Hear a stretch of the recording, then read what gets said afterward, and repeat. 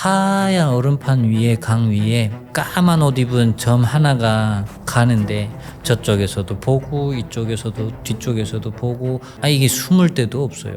아픈 다리 끌고 논밭 가로질러 가지고 저기 멀리까지 그냥 갔어요. 길 위에 올라서 택시 손들어서 세웠어요. 누구 봐도 탈북자인 걸 알 거 아니에요. 그래서 이 사람이 또 나를 신고하면 한 달 월급치를 줬어요. 뭐 당시에 내 운명은 뭐 어쩔 수가 없었어요. 탔어요. 날 공안에 데려갈 수도 있는 사람인데, 그래서 가다가 바로 우회전하면 공안으로 들어가는 거고, 탁 보자마자 눈 딱 감았죠. 제발 이러면서 쭉 가는데 우회전을 해요. 그 다음에 이제 우회전하면 끝나는 거거든요. 제 이름은 김필주고요. 한국에 입국한 지는 2006년도에 왔으니까 거의 20년을 바라보고 있네요. 네, 반갑습니다. 두 번이고요.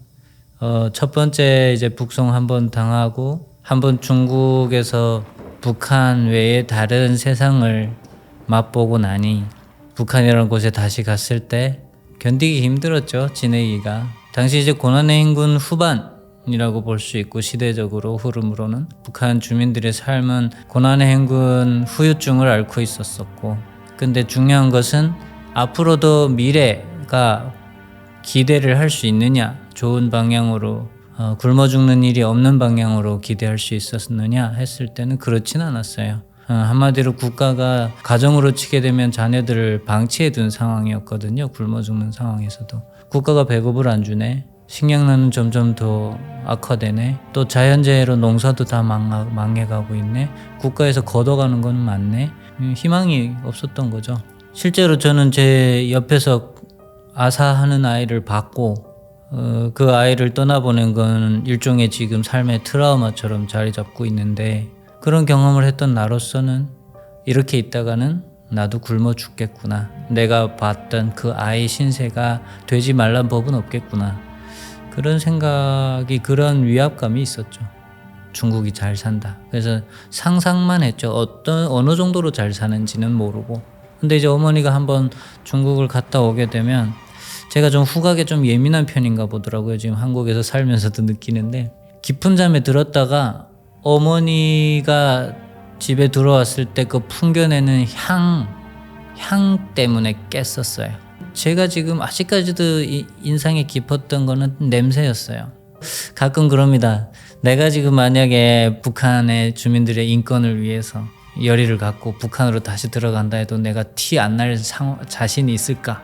그때 기억으로 보면 나는 지금 내 몸에 아무리 똥물을 뒤집어 써도 내 몸에서 향내 날 것 같거든요.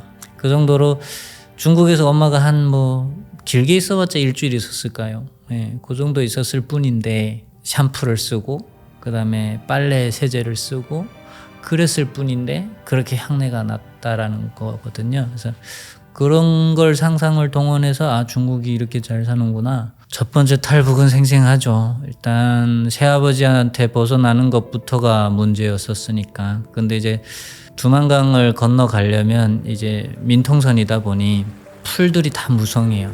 심지어 이제 미나리도 꽤 키가 커요. 그걸 빌미로 엄마가 이제 작전을 설계를 한 거죠. 새아빠 설득을. 나는 이 미나리 캐러 들어왔다, 누구 허락받고 들어왔다, 이런단 말이에요. 그래서 미나리 캐는 척 하다 보니까 미나리를 실제로 많이 벤대요. 근데 그게 아깝지 않느냐. 그래서 얘한테 그거 쥐어 보낼 테니까 얘 좀 데려가겠다, 이렇게 아버지는 설득을 한 거죠. 새아빠는. 그렇게 해서 나는 그걸 따라간 거고, 미나리 가지고 올 일은 없었죠. 그렇게 따라 나섰고, 그래서 즐겁고 행복했고, 무더운 여름이었어요. 7월 3일 날이었으니까 그날이. 일단 먼저 그 브로커가 되는 사람의 집을 찾아가고, 그 집에서 그 사람이 안내하는 길을 따라 민통선을 통과하고, 그날은 제일 충격이었던 거는 플라스틱 병이었어요. 저한테는. 그 두만강 딱 건너자마자 플라스틱 병이 쓰레기 플라스틱이 강 기슭에 막 여기저기 너저분하게 처박혀 있더라고요. 북한은 겨울에 춥단 말이에요. 그리고 새아빠는 술을 좋아했어요. 그리고 그 술 심부름은 제가 했어요. 근데 중요한 거는 그 술 심부름 갔다 오게 되면 전기가 없고 춥고 겨울에 바닥이 얼어붙다 보니 암흑 속에서 자칫 발 잘못 디디면 넘어져서 그 병을 깨기 일쑤였어요. 세상에 안 깨지는 병 없나? 안 깨지는 병 있었으면 내가 지금 이렇게 넘어져도 내 엉덩이 깨져도 그건 다 상관없어. 이것만 살릴 수 있다면. 이런 마음이었거든요. 아니 그 병들이 쓰레기로 굴러다니는 거예요. 북한에서는 없어서 못 쓰는데 뭘까? 이 좋은 걸 왜? 이러면서 그걸 주우려고 하니까 뱃사공이 뭐 하는 거냐고. 이거 나 저기 돌아갈 때 그때도 봐봐요. 돌아갈 생각이었어요. 예, 탈북을 했을지언정 그 나라를 배신한다 생각을 한 번도 해본 적이 없네요. 그냥 국가가 자력갱생하라고 했고 살기 어렵다고 하니까 그냥 내 목숨 부지를 위해서 엄마 따라 중국에 잠시 왔을 뿐이지, 목숨 부지를 위해서 왔을 뿐이지 언젠간 돌아간다라는 게 이 무의식에 깊이 박혀 있었던 거죠. 그러니까 그걸 갈 때 가져가려고 내가 지금 이거 털어서 가져간다 이거예요. 친척이랑 그 기사가 그러지 말라고. 정 원하면 새 거 사주겠다고 가득 가져가라고 할 때 진짜냐고 너무 좋아. 그렇게 하고 택시를 탔죠. 아이고 택시를 타고 또 들어가는데 언제 또 포장도로를 달려봤겠어요. 또 차는 또 언제 그렇게 타봤겠어요. 이게 꿈인가 했어요. 쭉 택시 타고 들어가는데 비포장도로 뭐 달리는지 마는지 느낌도 안 올 정도로 창가 너머로 밖을 내다보는데 또 그 밤인데 해 떨어졌는데 북한에는 달이 빛이 저기 전국 전기란 말이에요. 달빛에 생활하고 보름 동안 달이 없으면 또 보름 동안 암흑색에 살고 이러는데 여기는 지금 이 어두운 밤에 이렇게 대낮같이 전기가 흐르고. 근데 또 충격은 북한에서 이제 다른 사람의 피부를, 특히 여성들은 손목, 발목, 뭐 얼굴 외에 여성들의 피부를 그렇게 적나라하게 볼 수 있는 일은 없거든요. 핫팬츠, 그다음에 나시, 그다음에 배꼽티 뭐 이런 걸 입고 거리를 다니는데 16살 그 촌놈이 밖을 못 내다보는 거죠. 그래서 그런 충격에 충격을 거듭하면서 이제 친척 집에 들어갔었죠. 제가 북한에서 16년, 17년 가까이 살면서 소원이 생일날 쌀밥에 계란 후라이를 먹어보는 거였어요. 한 번을 못 해봤어요. 근데 이제 그 7월 3일날 첫 탈북을 하고 나서 친척 집에 들어간 그 순간부터 첫 북송되기 전까지 매일 몇 끼를 계란 후라이 6알 몇 끼 그렇게 쌀밥에 계란 후라이를 먹었는데 그거를 먹어도 친척들이 놀라기는 하나 못 먹게 하진 않았어요. 그 다음에 영변을 보는 일은 내 머릿속에는 밖에서 봐야 돼요. 근데 건물 안에서 다 해결하는데 심지어 냄새도 안 나요. 그다음 물은 불 떼서 끓여야 되는데 이렇게 전구같이 생긴 애를, 쇠로 생긴 애를 물에다 떡 넣고 전기를 넣으니까 물이 뜨거워져요. 전기 24시간 안 꺼져요. TV, 색테레비가 그냥 24시간 나오고 채널도 너무 많아요. 하나부터 10까지가요. 그냥 내가 지금 꿈을 꾸고 있는가? 판타지 속에 있는 느낌이었어요. 그때 그렇게 먹고 그렇게 그 판타지 속에 지내던 시간 안에서 제가 키가 이렇게 컸어요. 그 첫 탈북할 때 키가 1m 53 정도가 됐었는데 제가 71이거든요. 충격적으로 컸죠, 어쩌면. 네. 어쩌다가 중국에서 한번 붙잡히신 거예요? 대답부터 먼저 해드리면 새아빠가 찾아왔어요, 중국에. 일부러 공안에 잡히고, 공안에 잡혀서 나는 내 아내와 아들을 찾으러 왔다. 그래서 이 중국 땅이 어디인지 어떻게 하고 찾냐라고 하니까 걱정 마라. 어디 대략 위치를 알려줄게. 거기 데려다 달라. 이렇게 된 거예요. 그래서 후에 알게 된 건데 엄마가 뭐 그걸 예상이나 했겠어요. 북한에서 살 때 이제 산을 많이 타요. 봄, 여름, 가을, 겨울 산나물, 뭐 약재, 그다음 가을, 겨울은 땔감 뭐 이렇게 해가지고. 그래서 북한은 민둥산이 그래서 많은 거거든요. 가까운 산들은 그렇게 벌거숭이가 된 거예요. 뗄 거, 봄, 여름에는 식량, 약재. 뭐 저희도 뭐 북한 주민이니 그렇게 살았죠. 그래서 어느 날 엄마하고 새아빠가 이제 산을 가다가 이제 산 정상에서 쭉 보면 중국 시내가 보여요. 그 훈춘 시내가. 저기 어느 쯤이 친척 집이다. 웃기지 않아요? 대략 그렇게 얘기해 줬을 뿐인데 그걸 찾아왔더라고요. 예, 여튼 신기해요. 그냥 그렇게 얘기했대요. 대략 어느쯤이라고 손가락으로 방향을 그냥 대략 얘기를 해준 게 그게 빌미가 됐던 거였어요. 밥상 차리고 이제 맛있겠다 하고 쌀밥에 이제 김 모락모락한 쌀밥에 이제 김치를 탁 찢으려고 이렇게 탁 하는데 저 창문 너머로 건장한 3명이 군복 입은 3명이 들어오네요. 하니까 이제 한 명이 조선족이 옷 입어 이렇게 된 거예요. 그렇게 이제 잡히게 됐고 잡히자마자 엄마가 경험이 있으니까 대뜸 옆구리 찌르면서 입을 수 있는 옷, 양말 다 껴입어 이러는 거예요. 양말 한 7켤레 신었던 것 같고 왜 그렇게 많이 입은 거예요? 중국을 떠나면 북한 감옥에 가게 되면 일단 추워서 얼어 죽을 수 있고 그 하나하나 벗어서 먹을 것하고 바꿔 먹는 거예요. 그 안에서. 그러니까 생존을 위해서 입고 있는 건 그때 당시엔 잘 안 뺏었으니까 그래서 태어나 처음 이제 그 군과 관련된 거에 경험을 하다 보니 제가 심적으로 많이 놀랐나 보더라고요. 병방대에 도착하니까 코피가 터졌었어요. 제가 이제 혈우병을 지혈이 안 되는 병이에요. 그래서 한번 출혈을 하게 되면 사실은 생명이 위험해질 수도 있는 그 코피 흐르는 거를 보고 근데 엄마가 이제 거기서 잠깐 멈칫하더니 야 어쩌면 잘 됐다 이러는 거예요. 그래서 왜 그러냐 했더니 병원에 호송될 수도 있으니 병원 이 철창만 벗어나면 병원에 호송되면 탈출할 기회가 있으니 어쩌면 잘 됐을 수도 있다. 근데 당시에 탈북민들이 잡히면 본인 몸에 뭐 오핀을 삼키거나 동전을 삼키거나 숟가락을 부러뜨려서 그걸 이제 삼키고 어쨌든 병원에 가기 위한 자해를 꽤 한다고 들었었어요. 근데 나는 그러지 않아도 지금 갈 명분이 생긴 거니까 엄마가 잘 됐다 이렇게 얘기를 한 거죠. 근데 또 신기하게 또 멋네요. 좀 있다가 원래 제 안 멋는 게 정상이거든요. 안 되는데 이렇게 돼가지고 엄마가 이제 야 안 되겠다. 저기 카메라 등지고 이거 구타를 하기 시작했어요. 그러니까 자해를 한 거죠. 그 덕분에 어머니는 이제 취조실 끌려가고 유치장 생활을 하게 됐고 저는 이제 취조 자체를 안 하고 바로 집으로 보내게 된 거예요. 그리고 또 새아빠가 어떻게 했냐면 저는 이제 보다시피 아들하고 아내를 데리러 갔다가 지금 데려왔습니다. 이렇게 돼버린 거죠. 그래서 그 새아빠하고 저만 이제 집으로 가고 엄마만 유치장에 들어가게 됐던 현기증 나서 이제 한쪽 코너에 이제 쪼그리고 누워 있는데 그 북한 군인들이 탈북민들을 대하는 것들을 꽤 봤죠. 그래서 엄마도 인간 쌍욕 다 먹어가면서 취조실로 이제 배정받고 그런 모습 보고 이제 저는 집으로 올라오게 됐죠. 어머니가 이제 둘이 북송을 되고 나니까 보위부의 감시망에 여시찰 대상이 됐죠. 바로 탈북을 하기에는 어려웠는데 어머니가 이제 여기 뭐 지혜를 짜낸 거는 어차피 너가 있게 되면 새아빠도 그렇고 보위부도 경계가 느슨해질 거다.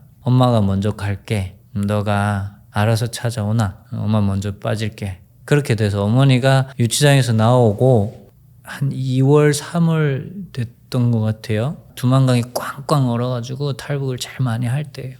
그래서 어머니는 그렇게 먼저 떠나셨어요. 대신에 엄마가 가면서 전화번호 적힌 종이 하나랑 중국 돈 10원 저한테 주고 가셨어요. 이렇게 갑자기 잡혀 나오다 보니 그동안 몇 개월간 일하면서 벌어놓은 돈을 못 찾았다. 보다시피 너 때문에 이렇게 다 망쳤다. 돈도 못 받고 이게 뭐냐. 근데 돈 찾아야 되지 않겠냐. 그래야지 하니까. 그럼 나 돈 찾으러 간다. 애는 두고 갈게. 네 그렇게 두려워하니까 뭐 이런 뉘앙스로 얘기가 된 것 같더라고요. 그렇게 돼서 어머니가 먼저 떠나게 됐던 거죠. 그래서 새아빠는 안심한 거고. 그렇게 하고 문제는 저였죠. 제 혈우병이 또 도져가지고 오른쪽 무릎이 당시에 좀 많이 아팠어요. 다리가 이제 낫기 시작했고 그걸 티를 안 냈죠. 티를 안 내고 계속 짝다리 짚고 퐁퐁퐁 뛰어다니다가 계속 아픈 척하고 잠 못 자고 어느 날 이제 다리가 괜찮더라고요. 그래서 지금 안 나오면 안 되겠다 싶어서 그 새아빠한테 오늘 좀 몸 통증도 조금 멎는 것 같아서 저희 동네에 그 친구네 집 가가지고 홍수 좀 놀다 오겠다고. 홍수를 하면 우리로 말하면 포커라고 해야 될까요? 카드 게임인데 북한에서 노는.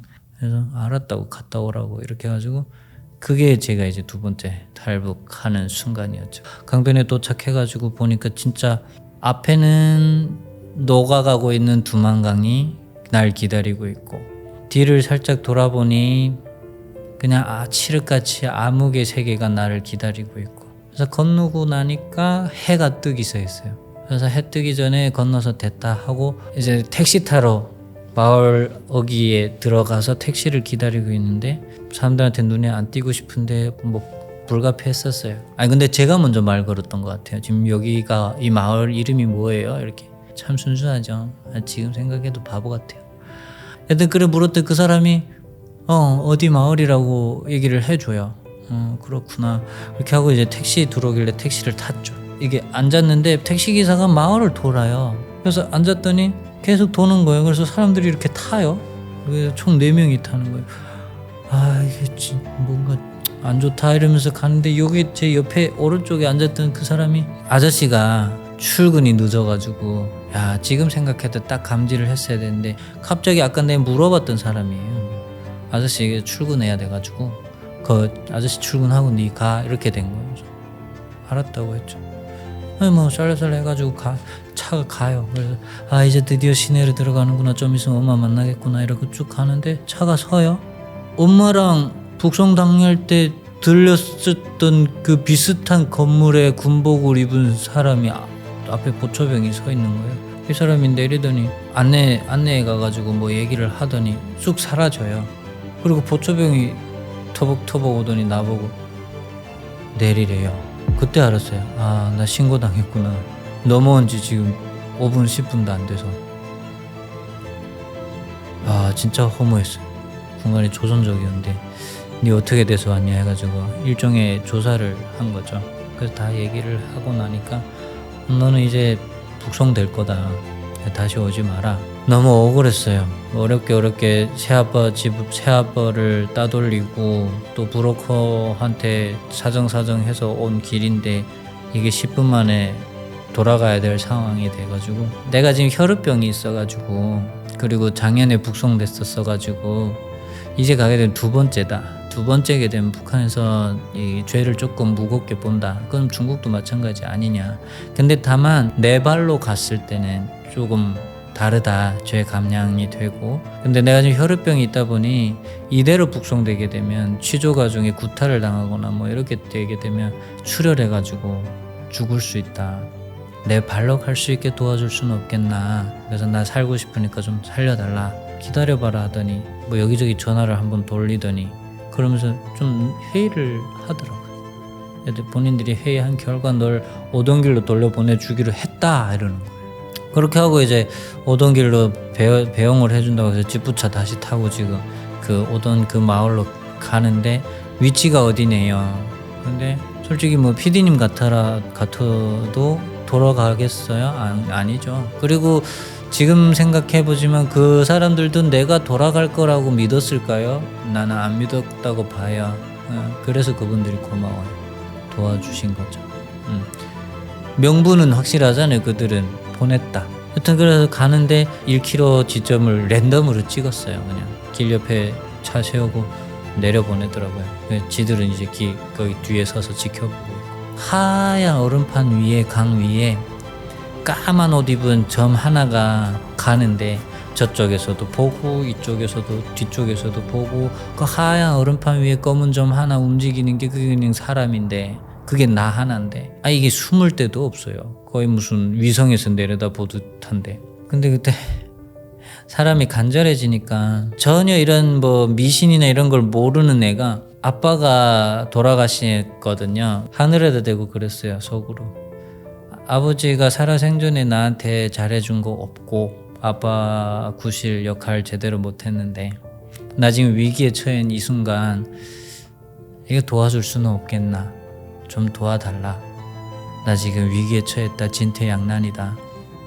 그러면서 이제 가는데 참 신기하게 강 폭이 넓다고 했잖아요. 그 중가운데에 큰 나무가 그 홍수 때 뿌리채 뽑아져 갔는지 어쨌든 큰 웅덩이가 있었어요. 이야 여기다 이렇게 하고 거기에 그냥 뛰어들었죠. 사실은 그게 얼음구멍이었으면 죽었겠지만 어쨌든 뭐 그때 당시는 뭐 이래 주구나 저래 주구나. 구덩이다 보니까 그들이 지켜보고 있는 시선에서는 내가 사라진 거예요. 북한 군인들도 교대 다 된 상태에서 저기 중국 쪽에서 사람이 넘어오니까 이들은 100% 확신하죠. 탈북자고 그리고 중국에서 장사하다가 뭘 들고 오는 사람인 거를 확신하죠. 소위 말하는 이게 뜯어내려고 거의 굶주린 하이에나가 이렇게 입을 쫙 벌리고 기다리고 있는 상황이었고 뒤에서는 언제 가냐 이러고 지켜보고 근데 저 웅덩이 사라졌죠. 제 기분으로는 10분 20분 지난 것 같은데 끼게 해봤자 5분 이내인 것 같아요. 한참 이제 찌부쳐 시동건 소리 들리는 거예요. 드릉 가는 거죠 군인들이. 그래서 제가 지금 시간이 흘러서 확신해요. 그들이 날 놔줬구나. 100% 놔줬구나. 어느 누구 바보가 눈앞에서 사라진 애가 그 하얀 점이 저 구덩이에 숨은 거 누가 봐도 숨은 건데 그걸 끝까지 지켜볼 사람들이었으면 끝까지 지켜봤었거나 혹은 내려와서 왜 안 가냐고 이래야 정상이잖아요. 뒤돌아보니까 이 군인들이 이제 군경 끌고 이제 순찰하던 군인들이 내 오다가 사라지니까 오더라고요. 그 두만강 위에 올라서더라고요 군인들이. 큰일 났죠. 이제 잡히면 안 되는데 최선을 다해서 달렸는데 뭐 어쨌든 중국 쪽으로 다시 발을 들였더니 군인들은 다시 돌아가고 아픈 다리 끌고 쭉 강기슬 해가지고 논밭 가로질러 가지고 저기 멀리까지 그냥 아예 마을을 끼지 않고 갔어요. 그래서 큰 도로에 나섰더니 그냥 논두렁 헤매다 보니까 흙탕 범벅이가 되어서 뭐 어쩌겠어요. 그 다음에 이제는 배째라죠. 길 위에 올라서 택시 손들어서 세웠어요. 세웠더니 기사 아저씨가 누구 봐도 탈북자인 걸 알 거 아니에요. 그래서 너 어디 좋았냐고 뭐 물어보길래 그런 건 묻지 말고 어디 가달라고 그렇게 얘기를 했죠. 그랬더니 타래요. 야 근데 그 기사 아저씨도 또 감사하네요. 지금 새삼 그 택시 타면서도 그랬어요. 이 사람이 또 나를 신고하면 어쨌든 그때 당시 신고하면 한 달 월급치를 줬어요. 그래서 그 날 신고한 그 사람은 아침에 기저귀 켜다가 나랑 눈 마주치고 한 달 월급을 번 셈이거든요. 뭐 당시에 내 운명은 뭐 어쩔 수가 없었어요. 탔어요. 날 공안에 데려갈 수도 있는 사람인데 그래서 타고 그 길은 좀 가다 보니까 도심으로 들어서니까 알겠더라고요. 내 다녔던 길. 그래서 가다가 한 뭐 100m 좀 가가지고 우회전하고 바로 우회전하면 공안으로 들어가는 거고 우회전해서 쭉 직진하면 내 목적지예요. 탁 보자마자 눈 딱 감았죠. 제발 이러면서 쭉 가는데 우회전을 해요. 그 다음에 이제 우회전하면 끝나는 거거든요. 근데 쫙 가더라고요. 살았다 이렇게 하고 목적지에 내려서 엄마 준 돈 10원을 내고 5원을 거슬러 받고 그리고 이제 공중전화방에 가가지고 그 전화번호 외워뒀던 데 전화를 했죠. 내 아무개 아들이다. 지금 어디 와 있다 하니까 꼭 기다려라. 그 지금 아침에 이런 일 겪고 나니까 기다리는 게 너무 지금 두려운 거죠.